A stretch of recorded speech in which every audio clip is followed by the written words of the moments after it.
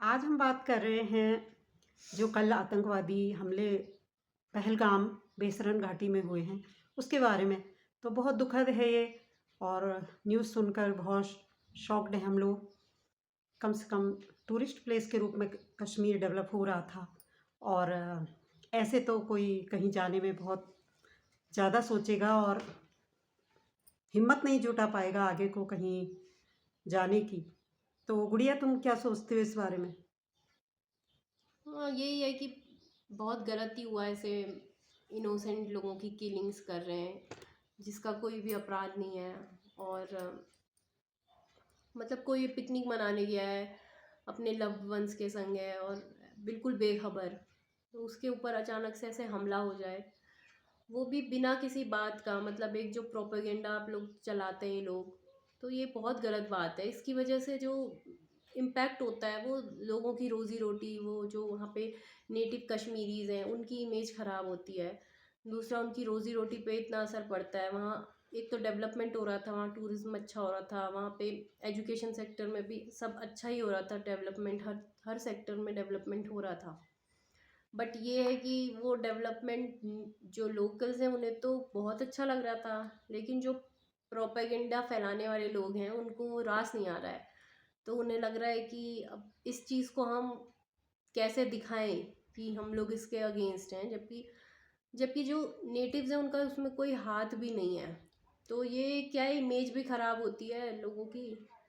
और और उनकी लाइवलीहुड्स पे भी तो बहुत ज़्यादा असर पड़ा। वो जो टूरिज्म सेक्टर वहाँ पे अच्छा खासा चल रहा था कुछ सालों से, और जैसे हमारे आइस हॉकी वगैरह ये सब, मतलब अभी वो मिस इंडिया, मिस वर्ल्ड का भी होने होने वाला था वहाँ पे।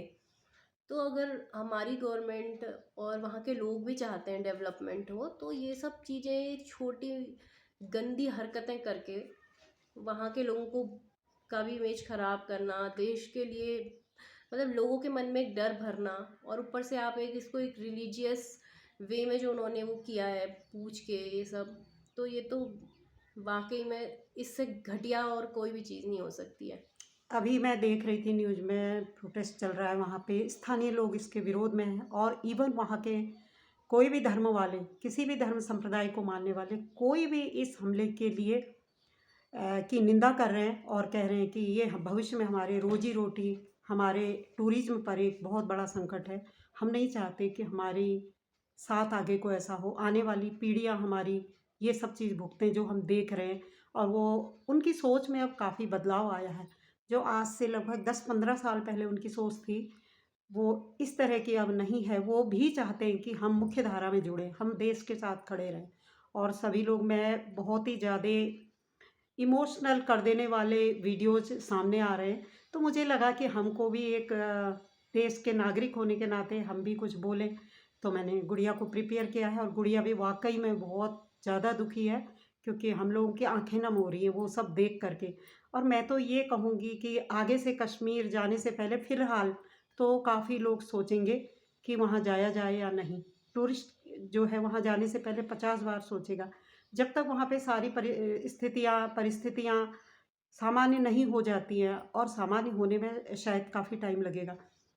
तो फ़िलहाल तो मैं सोच रही हूँ कि टूरिस्ट उत्तराखंड आएँ, हिमाचल आएँ, अन्य भी स्टेट हैं वहाँ पे आएँ, और जब तक वहाँ पे स्थिति सामान्य नहीं हो जाती है, आप लोग इधर आएँ। ये उत्तराखंड, हिमाचल ये भी कश्मीर से कम नहीं है, लेकिन कश्मीर का अपना एक अलग है जो कि स्वर्ग कहा जाता है।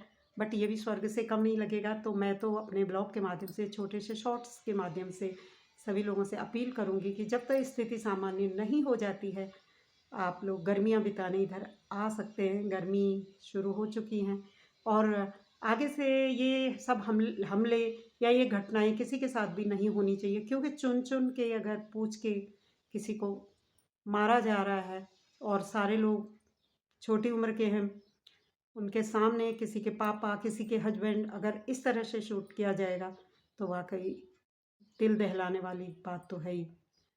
तो ये थी हमारी छोटी-सी जम्मू कश्मीर के बारे में हम लोगों के विचार।